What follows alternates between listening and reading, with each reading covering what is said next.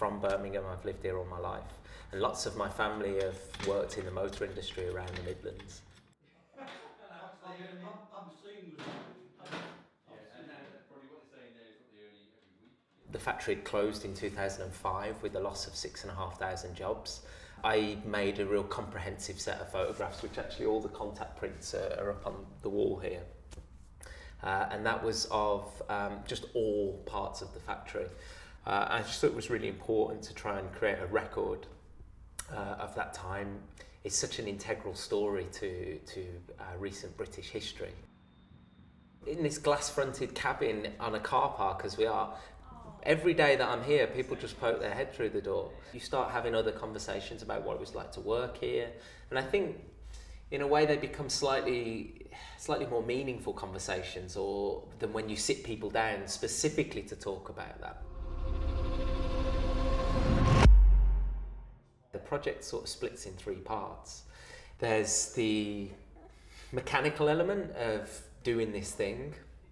There's the oral history element of having the conversations while this takes place. And then there's also a kind of research lab element where it's collecting other material that relates to that period.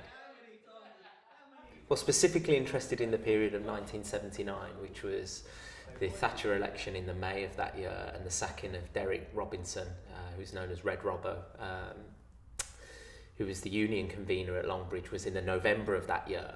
I was also born in 1979, so it became, for me, this kind of really interesting way of narrowing my inquiry to think about, some of those questions of how this had happened, or why, or what are the kind of complexities of that.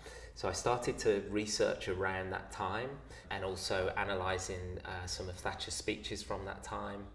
And that eventually led me to thinking, well, what I should really do is try and buy a car that was made at Longbridge in 1979, which is what we have sitting behind us here. So this is a Mini 1275 GT.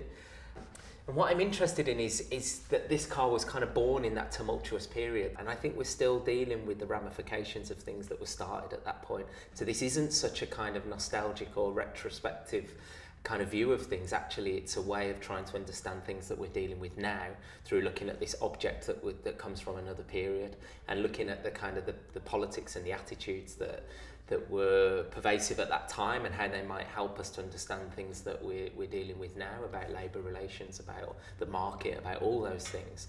And the way to really do that is to access the people that were here. And then just you have great conversations about all kinds of things, and you meet people who wouldn't engage in an artwork, but they are interested in engaging in taking a car apart and putting it back together again. So I think the readings and the disseminations of the work should be as broad and as complex as the things that are feeding into it. I like the idea that it would sit in a gallery, an art gallery in a traditional setting, but it's not really a traditional thing to be put into that, because it's not trying to make it sculptural in an artful way through sort of the subversion of materials. It's just through this kind of straight presentation of, here's this object, here are these narratives that kind of relate to it, or what can you kind of pull into it.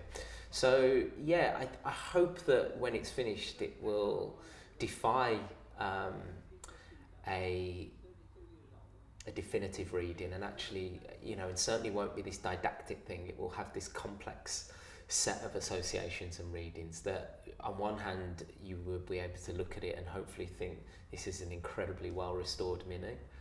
But on the other, there will be all of these other things that kind of link to it as well.